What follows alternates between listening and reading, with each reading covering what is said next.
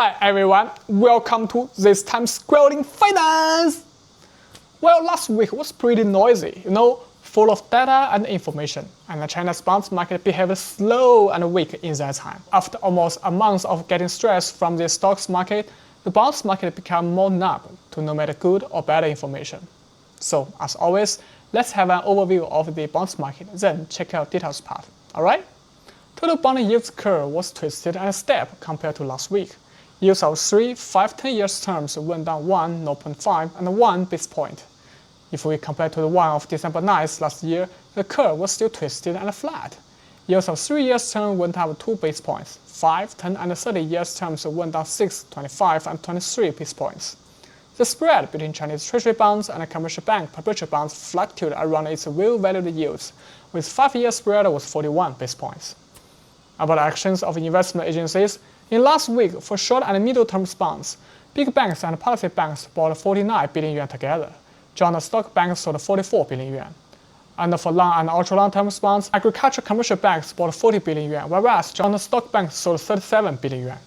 Next, let's check out the details part and see what happened last week. In terms of fundamentals, first, the economic data came out. GDP of second quarter and the first half year were 5.2% and 5.3%. So achieving the GDP of goal 5% of total 2025 won't have too much pressure, and the industrial added value, fixed asset investment, and the total retail sales of consumer goods were 6.8%, 2.8%, and 4.8%. Well, the first one was better than previously 5.8%, and the next two were all worse than previously 3.7% and 6.4%. So the outline of China's economy in first half year was strong and production, but weak and consumption and investment was struck down by the weak housing market. So there are some marginal improvements to the economy, and the base of it was stable and has some resilience. Second, financial data give us a same picture as well. New Chinese real loans and aggregate financing to the real economy were 2.36 trillion yuan and 4.2 trillion yuan, all better than previous one. And the most major parts of which came from net financing of government bonds and loans to enterprises and public institutions in short terms, which are mostly government funding projects.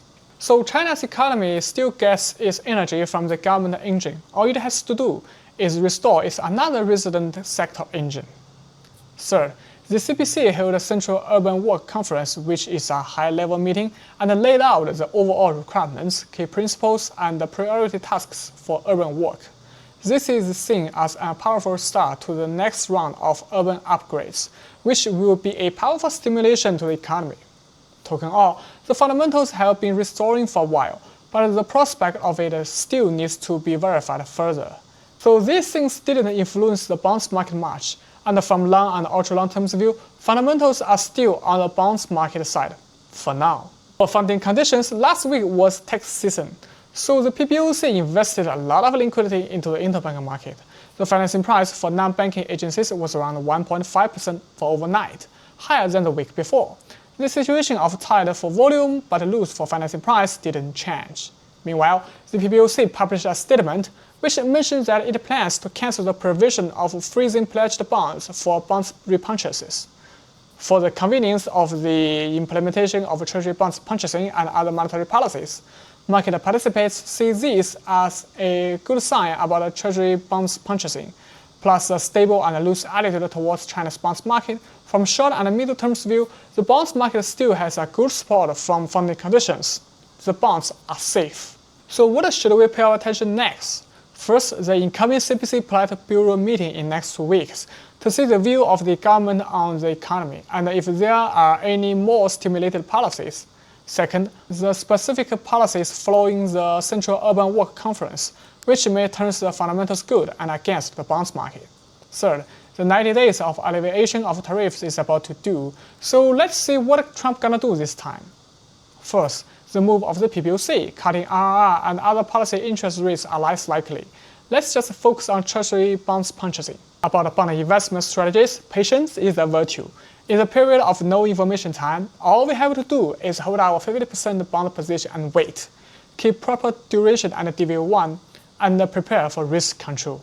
The trend of the market may turn against you at any time. So, as always, If you want to know more useful finance information about the Chinese bonds market and economic situation, please like, share, and subscribe. I will always be here, share my understanding and experience, and waiting for you. So bye guys, until next time.